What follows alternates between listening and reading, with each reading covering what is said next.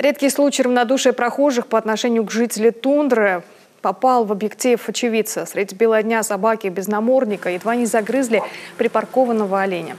Спас ситуацию лишь один более смелый мужчина, закидав хищников снежками.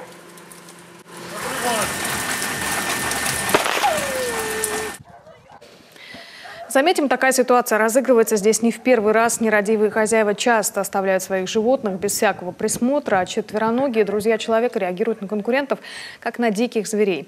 Такой случай вызвал немалый резонанс. Например, в декабре прошлого года в поселке Северный собаки напали на упряжку. Мэрия даже попросила провести проверку по факту жестокого обращения с животными полицию. Выяснилось, ездовых собак не удержала женщина, чем пренебрегала правилами выгула.